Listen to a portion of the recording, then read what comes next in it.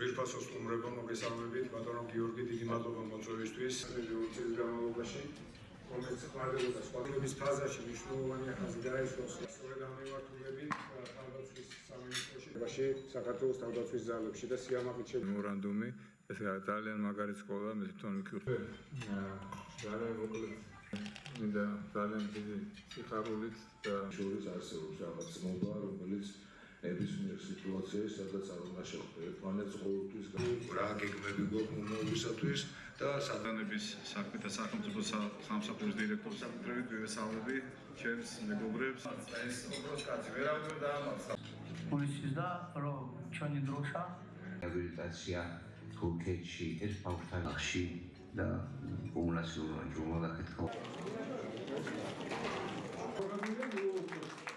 სამინისტროს სოციალური პოლიტიკის ერთ-ერთი ქვაკუთხედი გახავთ ჩვენ დაჭრილ მეომრებზე ზრუნვა, მათი რეინტეგრაცია და რეაბილიტაცია. სამინისტროსა და ფონდის ერთობლივი ძალისხმევით 50%-იანი თანადაფინანსებით 24-25 წლებში მობილიზებული იქნა 1,5 მილიონი ლარი, დაახლოებით 1,5 მილიონზე მეტი ლარი, რომელიც მოხმარდა სხვადასხვა ოპერაციებს ქვეყნის გარეთ.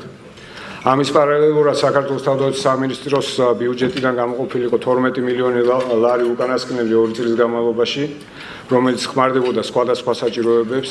დიდი მადლობა მინდა გადაუხადო საქართველოს თავდაცვის მინისტრ ბატონ ირაკლი ჩიკოვანს და თავდაცვის ძალების მეთაურს გენერალ-ლეიტენანტ გიორგი მათიაშვილს მათი თავდაუზოგავი შრომისთვის, რომელიც ქვეყნისათვის სასიცოცხლოდ მნიშვნელოვან საკითხებთან ერთად დაკავშირებულია დაჭრილ მეომრებზე ზრუნვასთან. მადლობა კიდევ ერთხელ მინდა გადაუხადო ბატონ გიორგი რამიშვილს და ბატონ დავით მამულაიშვილს წლების განმავლობაში მათი გვერდში დგომისთვის. მერვე წელია ჩვენ ეს ფონდი დავაარსეთ და ესეთი წარმატებულად და ესეთი კარგად მიმდინარეობს ეს პროცესი და რაც მეტი და მეტი ადამიანი უერთდება ამას და ბევრი სიკეთე გააკეთა ამ ფონდმა და ძალიან მიხარია რომ ეს ესე მოხდა და ჩვენ ეს დავაარსეთ თქვენთან ერთად. მინდა გულწრფელი მადლიერება გამოვხატო თითეული პირის ორგანიზაციის საელჩოს მიმართ, ვინც შეუერთდა ფონდის მიერ გაცხადებულ სლოგანს გავერთიანდეთ ჩვენი გმირებისათვის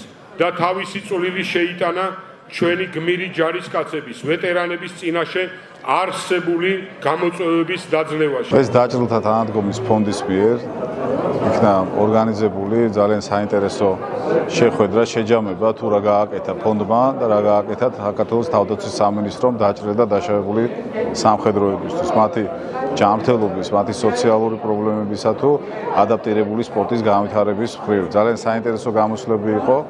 მე მინდა კიდევ ერთხელ დიდი მადლობა გადაუხადო ფონდს და მადლობა გადაუხადო ყველა იმ შემომწირულს, რომელიც ეხმარება ჩვენს დაჭრილ და დაშავებულ მეომრებს.